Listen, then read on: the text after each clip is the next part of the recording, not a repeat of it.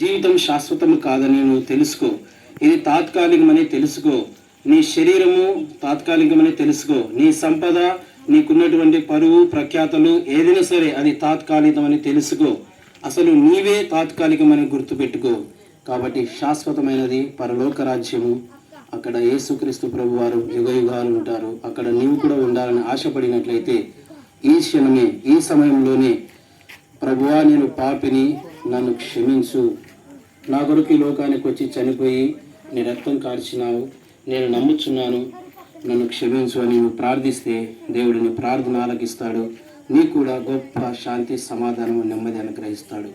కాబట్టి ప్రియుడా, ఈ గొప్ప సువార్తను నీవు తృణీకరిస్తే నీకు మరలా అవకాశం వస్తుందో లేదో తెలియదు. ఎందుకంటే ఏ క్షణాన ఏం జరుగుతుందో తెలియదు. నీ ప్రాణానికి గ్యారంటీ లేదు.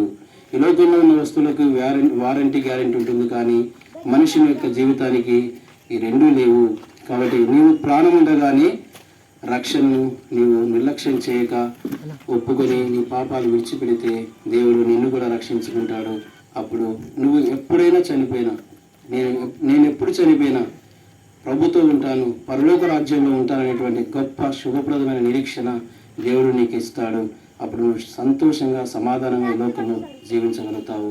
కాబట్టి రెండు చేతులెత్తి బ్రతిమలాడుచున్నాను. ఇంకా ఎవరైనా యేసుక్రీస్తు ప్రభువుని మీ సొంత రక్షణగా అంగీకరించకపోతే ఈ సమయంలోనైనా ఒక్కసారి ఆలోచించి, నీ జీవితంలో అనేక విషయాల కొరకు ఎక్కువ ఆలోచించి నీ సమయాన్ని వృధా చేసుకుంటావు కదా. కనీసం ఒక్కసారి ఈ పాపముల విషయంలో ఆలోచన చెయ్యి. నీవు ఎంత భయంకరమైన పాపంలో జీవిస్తున్నావో ఆలోచన చెయ్యి. పాపం అంటే ఏదో అనుకోనవచ్చు, అనేకమైన చెడు అలవాట్లు. నీకు తెలుసు పాపం అంటే ఏంటో. వాటిని ఒకసారి ఆలోచించి, ఎటువంటి పాపంలో మరణిస్తే నా బ్రతికేటు, నరకమా స్వర్గమా, ఆలోచన చేసి నువ్వు ఒక మంచి తీర్మానం తీసుకుంటావని ఇప్పుడు ఈ వాక్యం ద్వారా దేవునికి మహిమ చెల్లిస్తూ ముగిస్తున్నాను.